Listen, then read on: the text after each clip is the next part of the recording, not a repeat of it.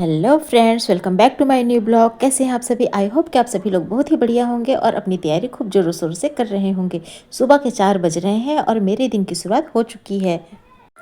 और आज है 11 फरवरी, मंगलवार का दिन। और मैं अभी आपको दिखाने वाली हूँ इस समय का चाँद कैसा दिखता है। अभी भी चाँद खूब अधिक रोशनी में बहुत अच्छी तरीके से चमकीला दिखाई दे रहा है। ये देखिए फ्रेंड, सिचुएशन किसी को हरा नहीं सकती। जो मजबूत होते हैं ना, वो डट कर सामना करते हैं।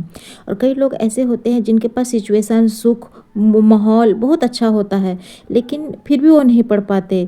और कोई जगह नहीं पढ़ता, कोई हालात नहीं पढ़ता, पढ़ता इंसान है। और पढ़ने वाला इंसान कहीं भी पढ़ लेता है।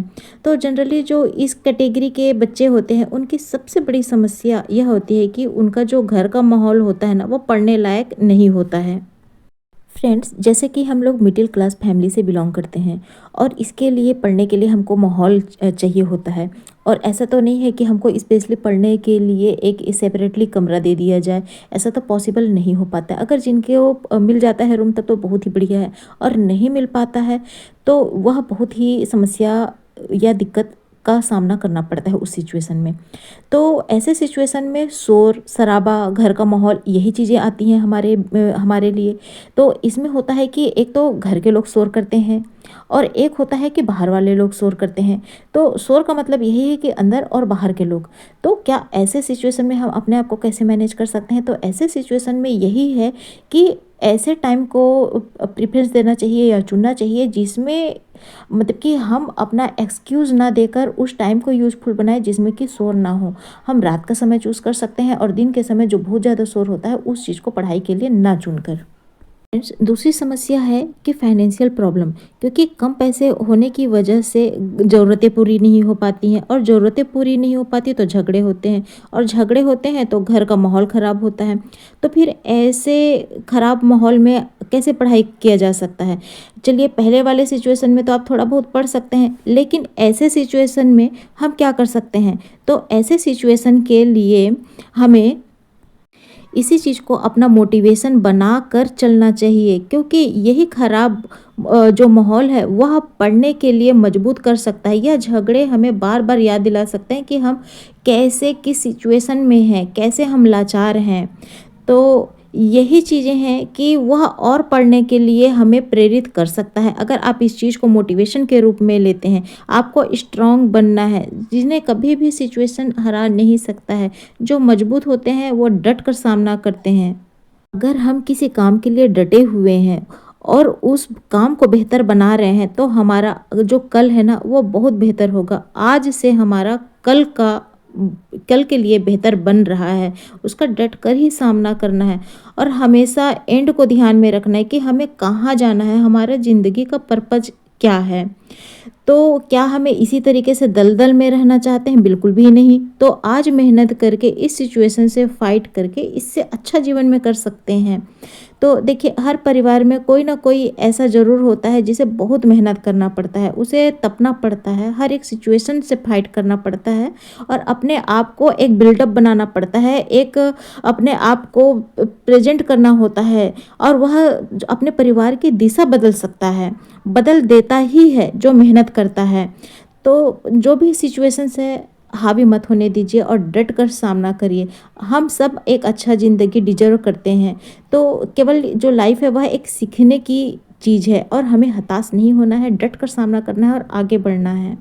जो छोटी छोटी समस्याएं हैं ना, उसको हमें इग्नोर करना है। ऐसी ऐसी चीज़ों के लिए हमारे पास समय ही नहीं है, ऐसा सोच कर चलना है और आगे बढ़ना है अपने लाइफ में।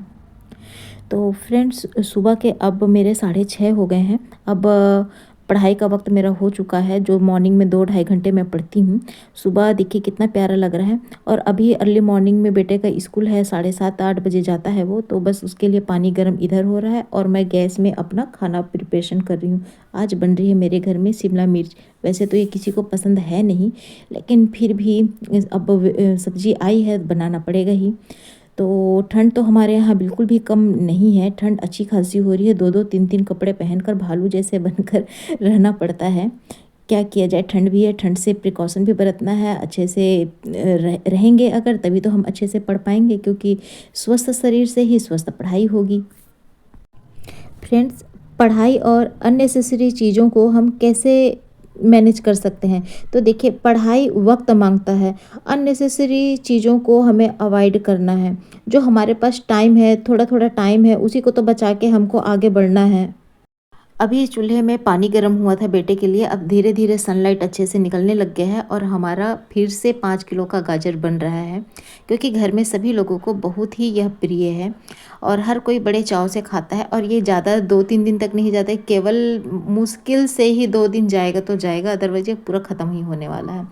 फ्रेंड्स, मैंने पिछले ब्लॉग में आप लोगों को बताया था कि मैंने नॉन कॉर्डेटा ख़त्म कर दी हूँ और अब मैं कॉर्डेटा पकड़ी हूँ। और साथ में ही यूथ कंपटीशन की जो सीरीज़ है, तो उसमें भी मैंने 2-3 जो सीरीज़ है 125 के क्वेश्चन जो हैं वो अभी मैंने फिनिश कर लिए हैं अपने। तो वही है कि मैं अपने डेली लाइफ में जो हो रहा है वही चीज़ें मैं आप लोगों से शेयर करती हूँ। और आप लोगों के भी जो भी कमेंट्स हैं, जिस तरीके से आप लोग कैसे पढ़ाई करते हैं, तो वह भी आप मुझे बता सकते हैं कमेंट के थ्रू में। और फ्रेंड्स, एक चीज़ और बताना चाहूँगी कि हमारे जो साइकिल्स हैं, जैसे कि फोटोसिंथेसिस साइकिल जिसमें C3 C4 प्रकाशीय अप्रकाशीय जो हैं, और नाइट्रोजन साइकिल, कार्बन साइकिल, और जो बॉडी स्ट्रक्चर में जो जितने सारे होते हैं, तो कम से कम इस तरीके से हमारे पास 15 से 20 साइकिल तो ज़रूर है। और वह साइकिल बहुत ज़्यादा पूछे जाते हैं, तो वह तो आप कंफर्म रूप से आप ज़रूर ही प्रिपरेशन कर लीजिएगा। तो आज का ब्लॉग पसंद आता है तो आप लाइक शेयर सब्सक्राइब ज़रूर करिए, अपना प्यार बना के रखिए और हमेशा की तरह आप लोग अच्छे से कमेंट कीजिए और अपना प्यार बना के रखिए। तो फ्रेंड, आज के लिए बस इतना ही।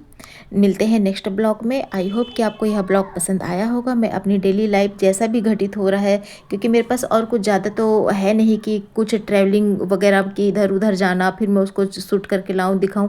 मेरा लाइफ स्टाइल बहुत सीमित है, घर और घर से खेत जाती हूँ तो वो भी मैं आपको दिखाती हूँ। तो यही मेरी लाइफ स्टाइल है, सिंपल सी लाइफ है।